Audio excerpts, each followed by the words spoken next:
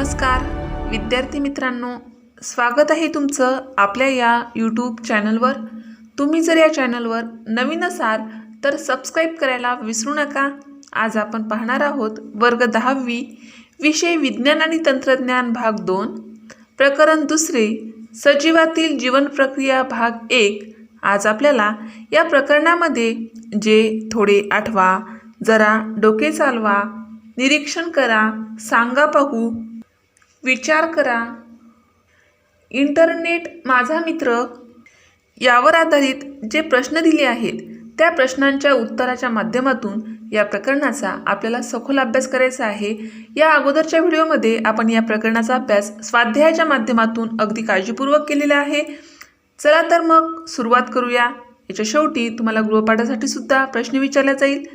तर पाठ्यपुस्तक पृष्ठ क्रमांक 12 वर थोडे आठवा यावर आधारित पहिला प्रश्न आहे, अन्नपदार्थ व त्यातील पोषक तत्वे शरीरासाठी कशी उपयुक्त ठरतात? उत्तर, शरीरामध्ये अन्नपदार्थांचे पचन होऊन त्यापासून विद्राव्य पोषक तत्वे निर्माण होतात। ही पोषक तत्वे रक्तामार्फत प्रत्येक पेशीला पोचवली जातात। श्वसनक्रियेतून शरीरात घेतलेला ऑक्सिजन देखील प्रत्येक पेशीपर्यंत पोचवतो। पेशीत त्यापासून ऊर्जा निर्मिती होते। या ऊर्जेमुळे शरीराची सर्व कार्य सुरळीत चालतात। पोषक तत्वेच शरीराची वाढ आणि विकास घडवून आणतात। दुसरा प्रश्न, संतुलित आहाराचे शरीरासाठी काय महत्त्व आहे? उत्तर, संतुलित आहारात असलेल्या कर्बोदके, प्रथिने, मेद, जीवनसत्वे आणि खनिजे यामुळे शरीराची निरनिराळी कार्ये पार पडतात। संतुलित आहारात या सर्व अन्न घटकांचे योग्य प्रमाण असल्याने स्वास्थ्यासाठी असा आहार आवश्यक आहे। तिसरा प्रश्न, स्नायू शरीरात कोणकोणते कार्य पार पाडतात? उत्तर, स्नायूंचे 3 महत्त्वाचे प्रकार आहेत। यापैकी ऐच्छिक स्नायू शरीराची आपल्या इच्छेप्रमाणे हालचाल घडवून आणतात। अनैच्छिक स्नायूमुळे शरीरांतर्गत असणाऱ्या काही महत्त्वाच्या क्रिया होतात, जसे जठर, आतडे अशा अवयवांची कामे अनैच्छिक स्नायूंच्या मदतीने होत असतात। हृदय स्नायू हे तिसऱ्या प्रकारचे महत्त्वाचे स्नायू हृदयाचे सर्व कार्य नियंत्रित करतात। स्नायूमध्ये कर्बोदकांचा आणि प्रथिनांचा साठा केला जातो। चौथा प्रश्न आहे, पाचक रसाचे पचनसंस्थेमध्ये काय महत्त्व आहे? उत्तर, पाचक रसामध्ये निरनिराळी विकरे असतात। यातील बरीचशी उत्प्रेरकासारखे कार्य करतात। त्यांच्यामुळे अन्न पचनाची क्रिया जलद होते। जठरातील पाचक रसामुळे शरीरातील सामू देखील आम्लधर्मी होतो। आतड्यातील पाचक रसामुळे तो आम्लारीधर्मी होतो। पाचवा प्रश्न आहे, मानवी शरीरात तयार होणारे टाकाऊ पदार्थ शरीराबाहेर टाकण्यासाठी कोणती संस्था कार्यरत असते? उत्तर, उत्सर्जन संस्था ही मानवी शरीरात तयार होणारे टाकाऊ पदार्थ शरीराबाहेर टाकण्यासाठी कार्यरत असते। प्रश्न 6वा, ऊर्जा निर्मिती प्रक्रियेत रक्ताभिसरण संस्था कशी कार्य करते? उत्तर, रक्ताभिसरण संस्थेमुळेच पचन संस्थेकडून ग्लुकोज आणि श्वसन संस्थेकडून ऑक्सिजन शरीरातील प्रत्येक पेशीकडे पाठवला जातो। रक्तात असलेल्या लोहित रक्तगणिका, तांबड्या रक्तपेशी ऑक्सिजन वाहून नेण्याचे कार्य करतात। हृदयाकडून पाठवलेले रक्त प्रत्येक पेशीपर्यंत पोचते। प्रत्येक पेशीत या ऑक्सिजनच्या साह्याने ग्लुकोजच्या रेणूपासून ऑक्सिडीकरणाने ऊर्जा निर्मिती होत असते। 7वा प्रश्न, मानवी शरीराअंतर्गत चालणारे कार्य कसे नियंत्रित होते? किती प्रकारे? उत्तर, मानवी शरीरात 2 यंत्रणांद्वारे परिणामकारकरित्या समन्वय आणि नियंत्रण केले जाते। या यंत्रणा म्हणजे चेतानियंत्रण आणि रासायनिक नियंत्रण होय। या यंत्रणामुळे शरीरातील विविध क्रियांचे पद्धतशीर नियमन होते आणि त्या क्रमवार घडवून आणल्या जातात। अशा प्रकारे थोडे आठवा यावर आधारित प्रश्नांची उत्तरे आपण पाहिली आहेत. पाठ्यपुस्तक पृष्ठ क्रमांक 12वर जरा डोके चालवा यावर आधारित एक प्रश्न आहे. अनेक खेळामध्ये खेळाडू खेळ खेळताना काही वेळा मध्यंतर घेऊन काही पदार्थांचे सेवन करतात. असे पदार्थ खेळाडू का घेत असावेत? उत्तर, खेळाडूंना मोठ्या प्रमाणावर ऊर्जेची आवश्यकता असते. खेळ खेळत असताना त्यांना खूप घामही येतो व त्यामुळे त्यांच्या शरीरातील इलेक्ट्रोलाइट्स आणि पाण्याचे प्रमाण देखील कमी होते. त्यामुळे त्यांच्या नंतरच्या खेळावर विपरीत परिणाम होऊ नये म्हणून त्यांना असे पदार्थ असलेले सरबत किंवा पाणी देणे आवश्यक असते.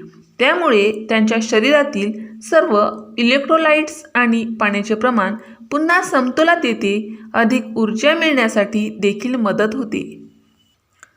थोडे आठवा पाठ्यपुस्तक पृष्ठ क्रमांक 12वरील प्रश्न आहे. श्वसन म्हणजे काय? श्वसनाची क्रिया कशी घडते? उत्तर, सात्मीकरण झालेल्या अन्नापासून ऊर्जा मुक्त करण्याच्या प्रक्रियेला श्वसन म्हणतात. बाह्य श्वसन केल्यावर वातावरणातील हवा फुफ्फुसात शिरते. त्या हवेतील ऑक्सिजन रक्तात मिसळतो. त्याचवेळी शरीरातील कार्बन डायऑक्साईड रक्तातून बाहेर पडून नाकावाटे वातावरणात परत सोडला जातो. त्यानंतर लोहित रक्तकणिकांच्या साह्याने प्रत्येक पेशीपर्यंत ऑक्सिजन पोहोचवला जातो. इथे पेशीतील तंतुकणिकामध्ये पेशी श्वसन होते. श्वसनाच्या वेळी शोषून घेतलेल्या वायूतील ऑक्सिजनचा वापर ऊर्जा निर्मितीच्या प्रक्रियेत केला जातो. अन्न घटकांचे ऑक्सिडीकरण होऊन ATPच्या स्वरूपात ऊर्जा मुक्त होते. अशा रीतीने श्वासोच्छवास क्रियेने श्वसन सुरू राहते व सतत ऊर्जेचा पुरवठा होतो. पाठ्यपुस्तक पृष्ठ क्रमांक 13वर निरीक्षण करा यावर आधारित प्रश्न विचारला आहे. शेजारील आकृतीचे निरीक्षण करून नावे द्या. या ठिकाणी मानवी श्वसन संस्था याची एक आकृती दिली आहे. त्या आकृतीला आपल्याला नावे द्यायची आहे. आकृतीचे व्यवस्थित निरीक्षण करा आणि नावे पुढीलप्रमाणे आहेत. जसे की नाक, मूक, स्वरयंत्र, श्वसनिका, श्वासपटल, वायुकोश, फुफ्फुस आणि श्वासनलिका ह्या काय आहेत? या आकृतीला दिलेले व्यवस्थित आपण नावे दिली आहे. व्यवस्थित निरीक्षण करा. कोणत्या भागाला काय नाव दिलं आहे ते पहा. आकृती येत असेल तर छानपैकी आपल्या वहीमध्ये आकृती काढून बघा आणि नंतर नावं दिलं तरी चांगलं आहे. सांगा पाहू पाठ्यपुस्तक पृष्ठ क्रमांक 13वर पहिला प्रश्न आहे. ग्लुकोजच्या एका रेणूमध्ये C, H आणि O चे अनुक्रमे किती अणू असतात? उत्तर, ग्लुकोजच्या एका रेणूमध्ये C म्हणजे कार्बन 6 अणू, H म्हणजे हायड्रोजन 12 अणू आणि O म्हणजे ऑक्सिजन 6 अणू असतात. म्हणून C6H12O6 ही ग्लुकोजची संज्ञा आहे. दुसरा प्रश्न. हे सर्व अणू एकमेकांना कोणत्या रासायनिक बंधाने जोडलेले असतात? उत्तर, हे सर्व अणू एकमेकांना सहसंयोज बंधाने जोडलेले असतात. तिसरा प्रश्न. रसायनशास्त्राच्या दृष्टिकोनातून एखाद्या रेणूचे ऑक्सिडीकरण होते म्हणजे नेमके काय होते? उत्तर, एखाद्या रेणूचे ऑक्सिडीकरण होते म्हणजे तो रेणू ऑक्सिजनचे अणू मिळवतो किंवा त्या रेणूतून इलेक्ट्रॉन कमी होतात. त्यानंतर सांगा पाहू पाठ्यपुस्तक पृष्ठ क्रमांक 16 यावर आधारित पहिला प्रश्न आहे. पेशीस्तरावरील श्वसनाच्या कोणत्या प्रकारात ग्लुकोजचे पूर्ण ऑक्सिडीकरण होते? उत्तर, पेशीस्तरावरील श्वसनाच्या ऑक्सिश्वसन या प्रकारात ग्लुकोजचे पूर्ण ऑक्सिडीकरण होते. दुसरा प्रश्न. ग्लुकोजच्या पूर्ण ऑक्सिडीकरणासाठी कोणत्या पेशी अंगकाची आवश्यकता असते? उत्तर, ग्लुकोजच्या पूर्ण ऑक्सिडीकरणासाठी तंतुकणिका या पेशी अंगकाची आवश्यकता असते. थोडे आठवा पाठ्यपुस्तक पृष्ठ क्रमांक 16 यावर आधारित प्रश्न आहे. स्निग्ध पदार्थ कशापासून मिळतात? उत्तर, तेल, लोणी, तूप, तेलबिया, चरबी अशा मेदयुक्त पदार्थांपासून स्निग्ध पदार्थ मिळतात. विचार करा पाठ्यपुस्तक पृष्ठ क्रमांक 17 यावर आधारित पहिला प्रश्न आहे. अनेकदा तुमचे तोंड येते त्यावेळी तुम्ही तिखट पदार्थ खाऊ शकत नाही. काय कारण आहे? तर उत्तर जीवनसत्वाच्या कमतरतेमुळे आपले तोंड येऊ शकते. तोंड आल्यावर तोंडात व्रण किंवा जखमा होतात. त्यामुळे तिखट पदार्थ खाल्ल्याने झोंबते, म्हणून तोंड आल्यावर तिखट पदार्थ खाऊ शकत नाही. जीवनसत्व बी कॉम्प्लेक्स याच्या कमतरतेमुळे तोंड येते. दुसरा प्रश्न, काही जणांना बाल्यावस्था किंवा तारुण्यावस्थेमध्येच रात्रीचे दिसण्यास त्रास होतो. उत्तर दिसण्यासाठी जीवनसत्व ए ची आवश्यकता असते. जर जीवनसत्व ए ची आहारात कमतरता असेल तर दृष्टी क्षीण होते, रातआंधळेपणा देखील येण्याचा संभव असतो. जरा डोके चालवा पाठ्यपुस्तक पृष्ठ क्रमांक 17 यावर आधारित प्रश्न आहे. बऱ्याचदा आपल्या तोंडात घशात कोरड पडते. उत्तर आपल्या शरीरातल्या पाण्याचे प्रमाण साधारणतः 65 ते 70% असते. ते नियंत्रित ठेवले जाते. ज्या वेळेला अति घाम येऊन किंवा बराच काळ पाणी न प्यायल्याने हे प्रमाण कमी होते, तेव्हा आपल्याला तोंडाला किंवा घशाला कोरड पडून तहान लागल्याची जाणीव होते. तेव्हा अशी कोरड लागणे ही एक नैसर्गिक इच्छा आहे, ज्यामुळे आपण पाणी पितो व त्यामुळे पाण्याचे प्रमाण पूर्ववत त्याच पातळीत आणले जाते. दुसरा प्रश्न, अति प्रमाणात जुलाब झाल्यास वरचेवर मीठ साखर पाणी प्यायला देतात. उत्तर जुलाब झाल्यास शरीरातील पाण्याचे प्रमाण कमी होते, अतिशुष्कता म्हणजेच डिहायड्रेशन निर्माण होते. हे जीवाला घातक ठरू शकते. विशेषतः लहान बालकांच्या बाबतीत प्राण देखील जाऊ शकतात. त्यामुळे शरीरातील पाण्याचे प्रमाण आणि इलेक्ट्रोलाइट्सचे प्रमाण पूर्ववत करण्यासाठी अतिप्रमाणात जुलाब झाल्यास वरचेवर मीठ साखर पाणी प्यायला देतात. तिसरा प्रश्न, उन्हाळ्यामध्ये आणि जास्त श्रम केल्यावर आपल्याला घाम येतो. उत्तर उन्हाळ्यात परिसरात अधिक उष्णता असते, त्यामुळे शरीराचे तापमान वाढते. जास्त श्रम केल्यानंतरही शरीराचे तापमान वाढते. हे तापमान नियंत्रित राहावे म्हणून घर्मग्रंथी आपोआप उत्तेजित होतात, त्यामुळे घाम येतो. ह्या घामाचे बाष्पीभवन होऊन तापमान ठराविक पातळीतच नियंत्रित राहते. त्यामुळे तापमानाच्या नियंत्रणासाठी उन्हाळ्यामध्ये आणि जास्त श्रम केल्यावर आपल्याला घाम येतो. अशा प्रकारे पाठ्यपुस्तक पृष्ठ क्रमांक 17 वर विचार करा आणि जरा डोके चालवा यावर आधारित प्रश्नांची उत्तरे आपण पाहिली आहेत.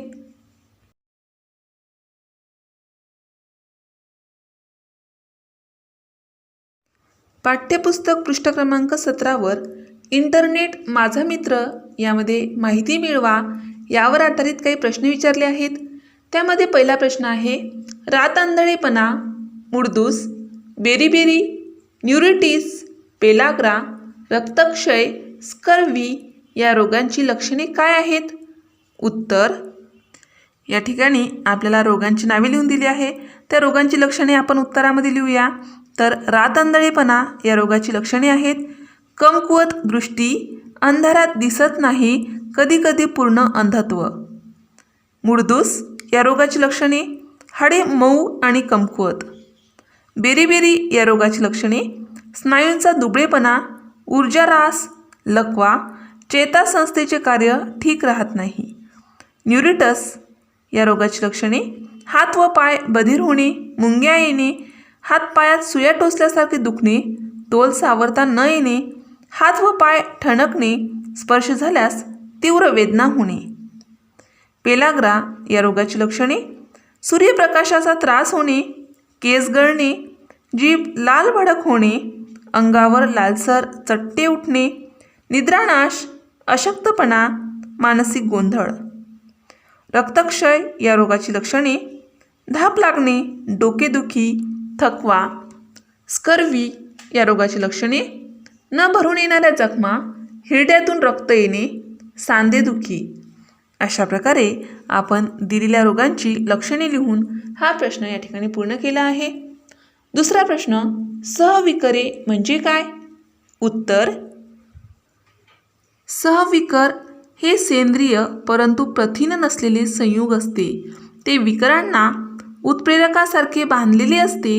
रासायनिक प्रक्रियेचा वेग त्याच्यामुळे जलद होतो.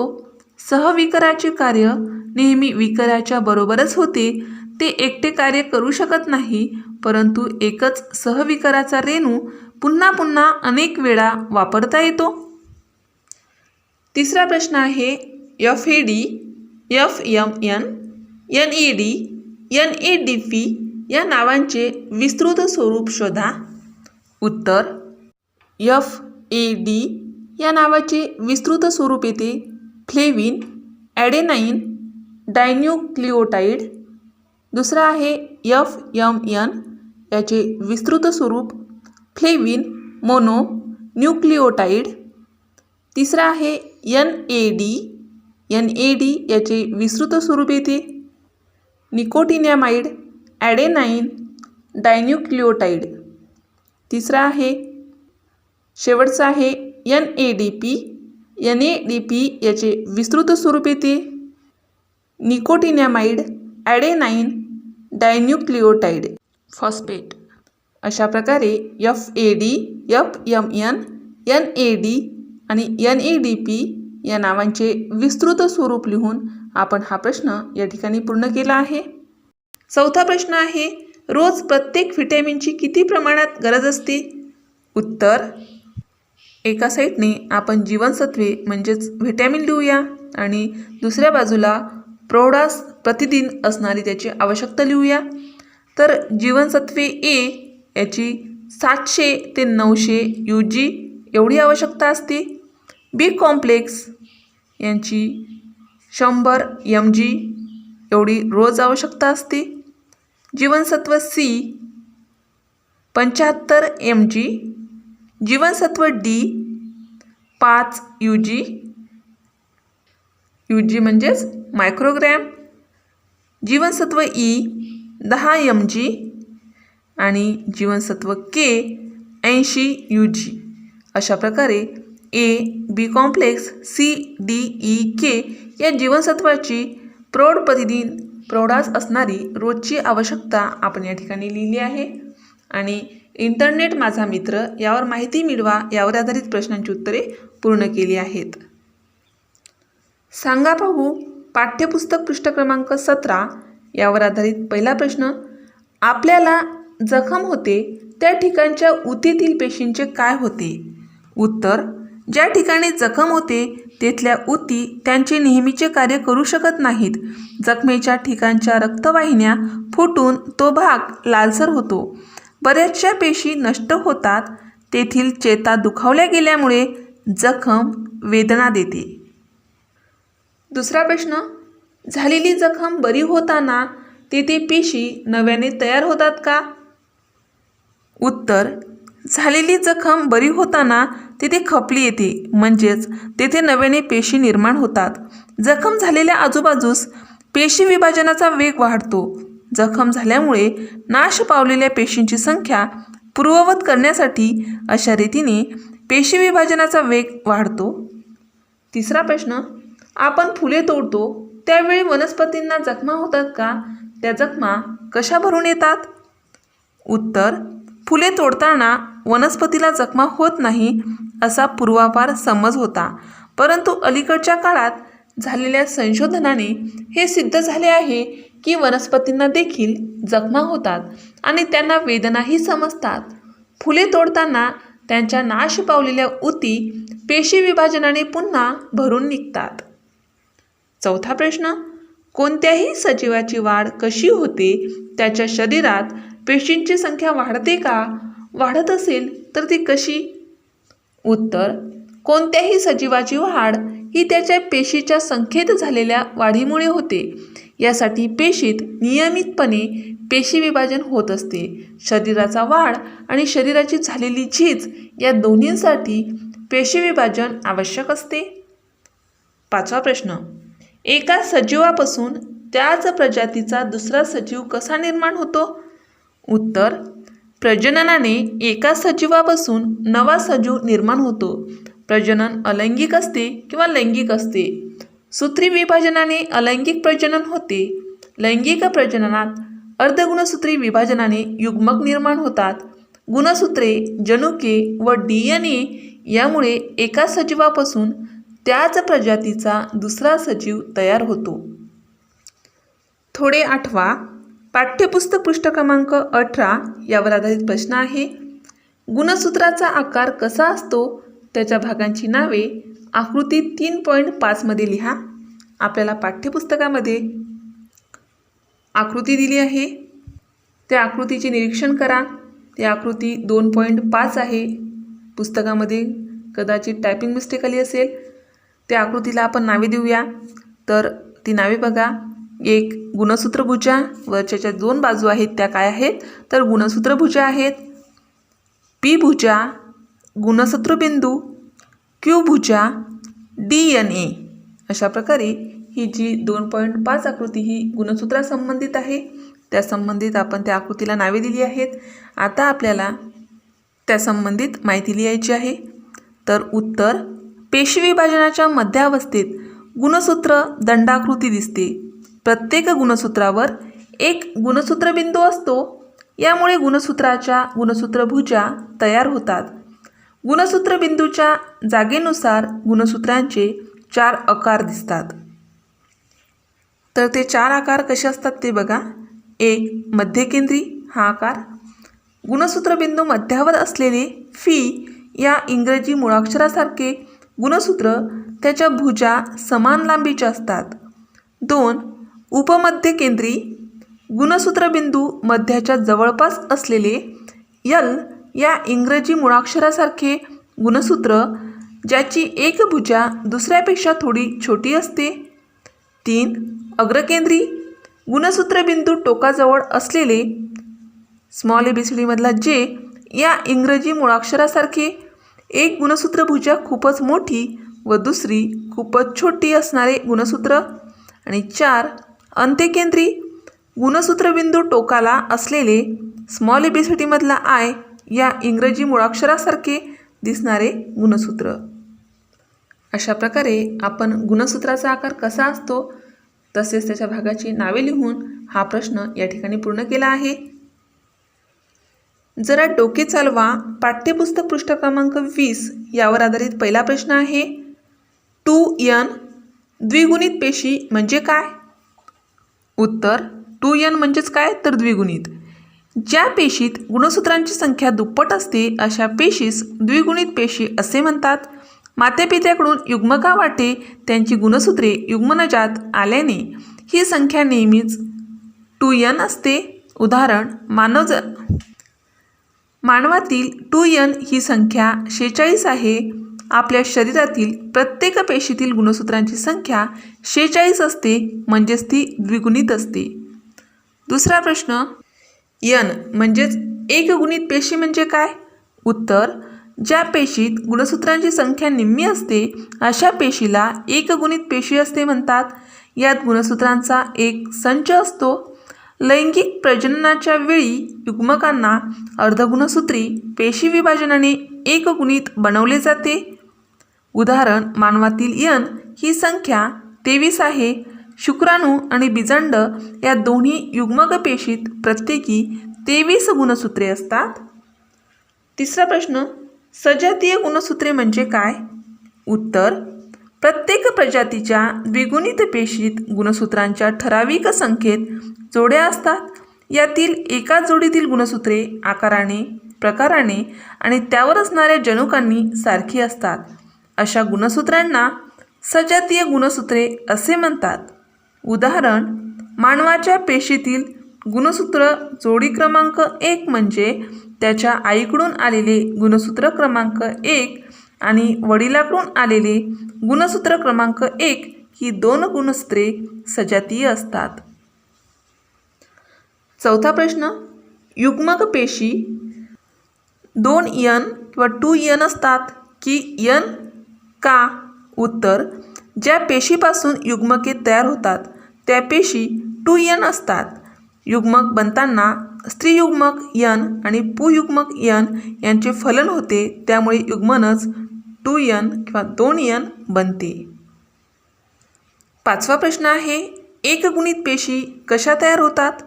उत्तर, द्विगुणित पेशीमध्ये अर्धगुणसूत्री पेशी विभाजन होते, त्यापासून एकगुणित पेशी तयार होतात.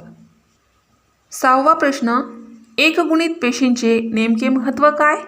उत्तर, लैंगिक प्रजनन होत असताना जी युग्मके तयार होतात ती एकगुणित होणे जरुरीचे आहे, अन्यथा गुणसूत्रांची संख्या नियंत्रित राहणार नाही.